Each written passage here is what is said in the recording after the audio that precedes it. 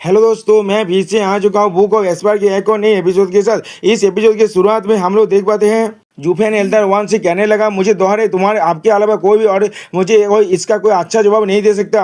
ये सुनने के बाद एल्डर वन कहने लगा, क्या सोच में अगर मैं तिश्तवाद जू का हेल्प कर पाऊँ तो ये मेरे लिए बहुत ज्यादा होनहार की बात होगा। तो फिर मुझे आप बताओ तुम्हारी परेशानी के बारे में। तिवास जो जल्दी से बताओ आप।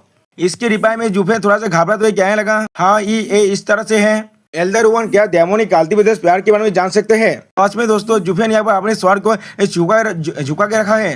ऐसा लग रहा है वो अपने आंखों को एल्डर वन से चुरा रहा है। जो सुनने के बाद एल्डर वन चौंकते हुए जूफेन से पूछने लगा, तुम असल में क्या कहना चाहते हो प्यार के बारे में? कोई फैमिलियर और फैंसी या फिर रोमांटिक है? जो सुनने के बाद जूफेन थोड़ा सा घबराते हुए आप थोड़ा खांसते हुए एल्डर वन से कहने लगा, आखिर में लव वन। जो सुनने के बाद एल्डर वन कैजुअली जूफेन से कहने लगा, एक मैन और वोमेन के बीच में प्यार तो किसी भी तरह से संभव नहीं है। ये बहुत ज्यादा खतरनाक है और इसके बिना किसकी वजह तुम्हें लगता है डेमोस के सेज ने इसे फॉरबिट किया करके रखा है? जो सुनने के बाद जूफेन बहुत ज्यादा और कहने लगा, क्या सच में ऐसा ही है? अब जूफेन दानकोइन सेन की बातों को दोहराते हुए एल्डर वन से कहने लगा, लेकिन किसी ने मुझे बताया था अगर तुम इमोशन के बारे में बात ही नहीं है तो भी तुम इमोशन लेस कैसे हो सकते हो? तुम्हें पहले इसे महसूस करना पड़ेगा, उसके बाद ही तुम इसे सोच सकते हो। ये सुनने के बाद एल्डर वन चौंकते हुए जूफेन से पूछना, किसने तुम्हें बताया? जिसके रिप्लाई में जूफेन कोल्ड फेस बनाते हुए कहने लगा, दानकोइन सेन मुझे ये बताया। जो सुनने के बाद एल्डर वन हंसते हुए कहने लगा, हाँ ऐसा सिर्फ वही कर सकता है, वो वेस्टा लेन का बेस्ट है, लेकिन वो एक राइटियस कल्टिवेटर था, वो हमारे डेमोनिक हाथ को कॉम्प्रिहेंड नहीं कर सकता। तो सुनने के बाद जूफेन अपने मन में सोचने लगा, ऐसा लग रहा है मेरा आखिरी जवाब के लिए वही होने वाला है। और हम लोग देख पाते हैं जूफेन का ये रिएक्शन एल्डर वन देख रहा है बहुत ही अच्छी तरह से। फिर अगली बार एल्डर वन अपने मुंह को घुराते हुए जूफेन से कहने लगा, लेकिन वो एक्सपर्ट पूरी तरह से सही कह रहा है, इसमें कोई शौक नहीं है, वो ऑयस्टर लेन में बेस्ट है, वो इतना तो आगे बढ़ पाया। ये सुनने के बाद जूफेन चिढ़ते हुए एल्डर वन से कहना, एल्डर वन क्या आप मेरे साथ खेलना बंद कर सकते हैं? मैं बहुत ज्यादा सीरियस हूँ अभी। इसके रिप्लाई में एल्डर वन हंसते हुए जूफेन से कहने लगा, मैं तुम्हारे साथ नहीं खेलना, ये तुम हो जो खुद के साथ खेल रहे हो। अब ये एल्डर वन जूफेन को अपने हाथ को दिखाते कहने लगा, जो तुम्हारे पास पहले से ही तुम्हारे आंसर है वो भी तुम्हारे अंदर ही, तो भी तुम मुझसे भी आप पूछी क्यों रहो? जो सुनने के बाद जूफेन बहुत ज्यादा शौक हो जाता है और भी एल्डर वन फिर से जूफेन से कहने लगा, शिवाजी क्या तुम मुझसे ये सुना देते हो उस डेमोनिक की बात में अंदर अगर तुम प्यार को फील भी कर पाओ तो भी कोई भी हार्म नहीं है। ये सुनने के बाद जूफेन अपने दिल में हाथ रखते हुए कहने लगा, एल्डर वन आप बहुत ज्यादा वाइज है, मेरा हाथ पूरी तरह से तेरचियास है, इसीलिए मैं एल्डर वन से इसका जांच होने के लिए कह रहा हूँ। अगर बाहर का तो पर्सपेक्टिव बहुत ज्यादा कुछ देख सकता है, अगर ये प्यार मेरी बात को हार्म करने वाला है तो फिर मैं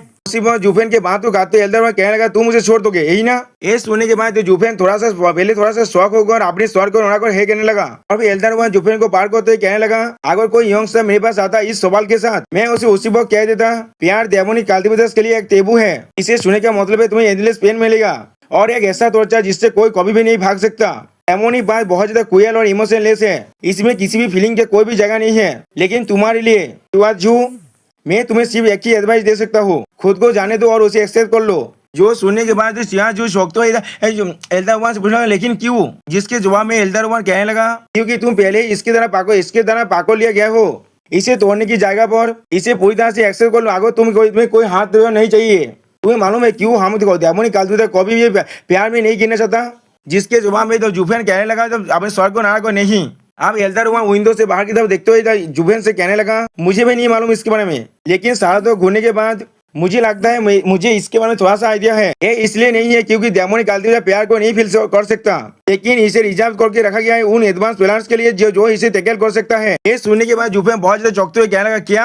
अभी इसके जवाब में एल्डर वन कहने लगा, जब इस वर्ल्ड का जन्म हुआ था तो राइटियस पांच और डेमोनिक पांच भी एक साथ आए थे। जैसे ह्यूमन हार्ट के पास डिजायर होता है, उसने दो डिफाइंड रास्ते में कल्टिवेट करने के लिए लीड किया और फिर विषय ने हमें यिंग यांग का एक सीन दिखाया जाता है। और फिर एल्डर वन फिर से कहने लगा, राइटियस पाथ डिजायर को पूरी तरह से खत्म कर देता है इस वर्ल्ड के साथ एक होने के लिए और किसी भी तरह की गिरित से मुक्त हो जाता है, और डेमोनिक बात उसका बिल्कुल विपरीत है। एंडलेस डिजायर को एक्सपीरियंस करने के बाद मोहताल कोयल को ब्रेक करने के लिए और दाव को हासिल करने के लिए। और फिर अगले सीन में एल्डर वन बहुत ज्यादा सीरियस फेस बनाते हुए जूफेन से कहने लगा, हे हमें बताता है कोई भी बात अच्छी तरह से कभी भी अच्छा और बुरा नहीं हो सकता, लेकिन जब तुम उनमें प्रवेश कर जाते हो ये बहुत ज्यादा आसान है तुम्हारा डिजायर का जन्म लेना और तुम उनके मार्सी में भी रह सकते हो। यही एक डेमन होता है और इसे ओवरकम करके तुम अपने दाव को हासिल कर सकते हो। तो फिर डेमोनी बात का मतलब है तुम्हें अपनी डेमोन स्टेज को पार करके दाव को हासिल करना पड़ेगा। इसका मतलब हम लोग क्या कर सकते हैं दाव को हासिल करने के लिए। लेकिन आज तो जो लोग भी डेमोनी बात में सक्सेस को हासिल कर पाया है वो सारे डेमोन्स नहीं है, और वो लोग तो उस four demon force gaming demon की तरह तो बिल्कुल भी नहीं होगा। अपनी इच्छा होनी चाहिए दूसरों को मारना और तड़पाना। ये सुनने के बाद जुफेन बहुत ज्यादा चौंकते अपने मन में कहने लगा, ये मैं हूँ जो ऑब्सेशन में गिर चुका हूँ, और एक डेमोन बनने के बाद और अपने गीत से ऊपर उठने के बाद ही कोई अपना दाव को हासिल कर सकता है। यही तो ट्रू एसेंस है। और फिर अगले से में एल्दर वहां फिर से जुफेन से कहने लगा, और जो प्यार की बात होता है ये कुछ भी खुद से नहीं होता, लेकिन ये एक ऐसा डिजाइन है जिससे कोई भी भाग नहीं सकता। बहुत सारे डेमोनिक कल्टिवेटर्स प्यार को डिजाइन से अलग नहीं कर पाया और भी ज्यादा नीचे गिरने लगा, जिसके वजह से वो लोग अपने दाव से और भी ज्यादा दूर हो गया। और इतिहास कल्टिवेटर्स के लिए ये बहुत ज्यादा आसान होता है। वो लोग सारे डिजायर को एबांत करने के बात में रहता है, तो डिजायर को यूटिलाइज कर देते हैं पूरी तरह से और खुद को सेव रखते हैं उससे। लेकिन तुम्हें ये समझना पड़ेगा कुछ भी वेंचर नहीं होता, कुछ भी हासिल नहीं किया जाता।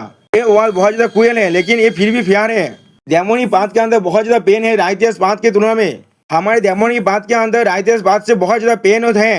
इसलिए जब तुम इतने सारे त्यार्स को ओवरकम कर पाओगे तो अब एक डेमोनिक कल्टिवेटर आसानी से एक हायर लेवल में पहुंच जाएगा इतिहास कल्टिवेटर तुलना में। ये सुनने के बाद जुफेन चौंकते हुए कहने लगा, अगर मैं दूसरी तरफ से कहूँ प्यार कोई स्केरी चीज नहीं है जब तो मैं उसे खुद को लेने नहीं देता। ये सुनने के बाद एल्दर वहाँ हंसते हुए जुफेन से कहने लगा, यही वो पॉइंट है अभी के लिए। लेकिन जब तुम पहले इसमें गिर चुके हो, क्या तुम्हें मालूम है एक डेमोनिक कल्टिवेटर गेतेस हाथ डेमोन क्या होता है। और फिर अगले सीन में एल्दर वहाँ बहुत ज्यादा कोल तुम्हें कहने लगा ये एक रिग्रेट होता है, जो सुनने के बाद जुफेन बहुत ज्यादा शौक हो जाता है। और फिर एल्दर वहाँ फिर से जुफेन से कहने लगा, तो तुम पहले ही प्यार में गिर चुके हो, अगर तुमने इसे सेटल नहीं किया तो भी ये तुम्हारे एक रिग्रेट में बदल जाएगा, बहुत ज्यादा ओर्स बन जाएगा। और तुम किस तरह से इस प्यार के मेलस्टोन के अंदर से एस्केप कर पाओगे वो सिर्फ तुम पर ही निर्भर होता है। इसीलिए मैंने कहा था ये चीजें सिर्फ एडवांस प्लेयर के लिए होता है। और फिर अगले सीन में एल्दर वहाँ जुफेन के सीने में हाथ देते हुए कहने लगा, एक बच्चे के पास इसके साथ खेलने का कोई भी ऐसा बैलेंस नहीं है, लेकिन मुझे लगता है तुम एक्सेप्शन हो। मैं आशा करता हूँ या तो भी आगे तुम लाभ की तरह प्यार की तरह ले चुके हो, तुम अपने बात को फिर भी देख पाओगे और दान को सैन की तरह नहीं। इसके वजह से पूरी तरह से कोलैप्स हो चुका था। और भी एल्दर हंसते हुए जुफेन से कहने लगा, उसकी तरह रिवेंज से कंज्यूम मत हो जाना, वो बहुत ज्यादा अमेजिंग है। वो आखिरकार अपने बात में वापस ही आ गया। ये सुनने के बाद जुफेन अपने स्वर्ण को झुकाते हुए एल्दर वन से कहने लगा, आपका बहुत ज्यादा शुक्रिया मुझे इस बारे में बताने के लिए। एल्दर वन, आप मुझे मालूम है मुझे अब क्या करना चाहिए, आखिरकार मैं उसे एक अच्छा जवाब दे सकता हूँ। आप मुझे बहुत ज्यादा अच्छा लग रहा है। और फिर एल्दर वहाँ हंसते हुए जुफेन से कहने लगा, मैं सिर्फ उसके बारे में बात कर रहा था जो तुम्हारे हाथ तुमसे कह रहा था, ये शायद सच्चाई भी ना हो सके। और फिर एल्दर वहाँ अपने सीने में हाथ रखते हुए कहने लगा, जो अब यहाँ पर एक डेमोनिक और इतिहास बात है, इस वर्ल्ड के अंदर हजारों अलग अलग त्यार्स में है। कौन कह सकता है तुम्हारा ये सही है। सियाज जो आपके हाथ के बाद पहले ही एक आंसर है, लेकिन तेजिशना बिलीव के साथ वो बहुत ज्यादा कॉन्फ्लिक्ट में था, इसलिए तुम मेरे पास आए थे। लेकिन तुम जितने भी ज्यादा अपने दाव के करीब रहोगे उतने कम इंसान इसे समझ सकता है। एक ऐसा वक्त भी आएगा जब कोई भी तुम्हें एक्सप्लेन नहीं कर पाएगा, तुम सिर्फ खुद के ऊपर विश्वास कर सकते हो। उस वक्त मेरे पास का एक्सपीरियंस शायद राइट बात नहीं भी हो सकता है, तुम्हें मालूम चल जाएगा जब तुम अपने रास्ते में खुद ही हाथोगे। जो सुनने के बाद जुफेन थोड़ा सा खुश हो जाता है। अभी जुफेन वहाँ जाते हुए एल्दर वन से कहने लगा, मैं अब एलाइन हो चुका हूँ। एल्दर वन, आपका शुक्रिया, अब मुझे यहाँ से जाना चाहिए अपने अर्जेंट मेथास के लिए। और फिर अगले सीन में जुफेन को जाते हुए देखते हुए एल्दर वन कहने लगा, इस बच्चे के पास अपने आलो की बात है, लेकिन तुम किस लिए अपने बात से खोरी हो जी हुई हो। देखने वाले दोस्तों एल्दर वन को मालूम है जी अपने बात से भटक चुका है।